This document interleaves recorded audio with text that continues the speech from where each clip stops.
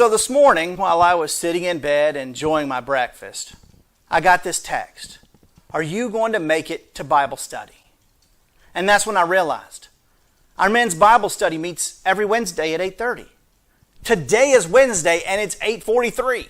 I completely forgot that I was supposed to be in this very room on this very day to lead a Bible study for a group of guys who were patiently awaiting my arrival.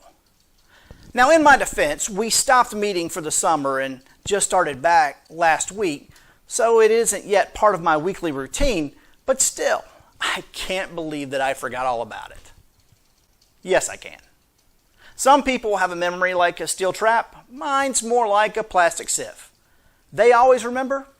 I tend to forget. I've been this way my entire life. When I was a kid, I'd forget my homework. Sometimes I'd forget to do it. Sometimes I'd remember that I had an assignment, but forget which assignment to do. Sometimes I'd remember that I had homework and knew exactly what to do, but I couldn't do it because I forgot to bring home my textbook. But there were times that I knew that I had homework and what I was supposed to do, remembered to grab everything that I needed to get it done, and actually did it. But then the next day, when I was supposed to turn it in, I either forgot to bring it to school or I'd forget where I put it. Now, I'd love to tell you that I outgrew this, but clearly, based on this morning's experience, I didn't. Sadly, I'm still pretty forgetful. I forget to do things around the house. I forget to call people when they need to be called. I forget to return emails. I forget appointments that have been made. I even forget people's names. Thankfully, technology has stepped in to help me overcome my forgetfulness, but it does me no good if I forget to put these things into my phone. I know I'm not alone in this. We all forget things, don't we? It's just one more reminder that we aren't perfect. But even though we're well aware that everyone fails to remember things from time to time, that doesn't make it feel any better when we forget.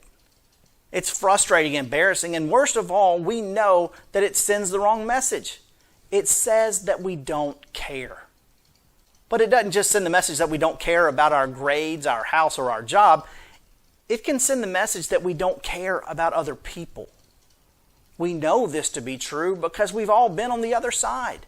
Our kids have forgotten to do things that we've asked them to do. A coworker has forgotten to return our email. A family member has forgotten to call us on our birthday. Someone has forgotten our name.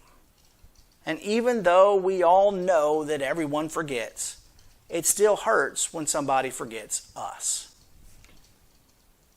You know, when life gets tough and nothing seems to be going right, it can actually seem like God has forgotten us. When we're dealing with illness or grief, when our job isn't all we hoped it would be, when our marriage is failing, and when we're constantly having to worry about our children or our aging parents, when we're struggling financially or emotionally, we tend to feel lost, alone, forgotten. And given all that we're currently going through with natural disaster, civil unrest, and division, along with a global pandemic, times like this make us want to throw our hands in the air and yell to the heavens, "Hello, I'm here. Do you remember me?" My friend, as tough as it can be, let me assure you that you are not forgotten. Hear the words of the Lord from the prophet Isaiah. "Remember these things, O Jacob and Israel, for you are my servant. I formed you. You are my servant, O Israel. You will not be forgotten by me." And then in Luke's gospel, Jesus says, "Are not 5 sparrows sold for 2 pennies? Yet not one of them is forgotten in God's sight. But even the hairs on your head are all counted. Do not be afraid. You are of more value than many sparrows." So you see, no matter how bad it gets, we are never abandoned. We may feel alone, but we're not. At times it can seem like the Almighty has forgotten you, but rest assured, the one who formed you, the one who knows the number of hairs on your head, the one true God who loves you more than you can ever imagine, will never forget you because you are His servant. Now that's something for us to remember. I'm Pastor Stephen Mims, and that's your word for Wednesday. May God bless you.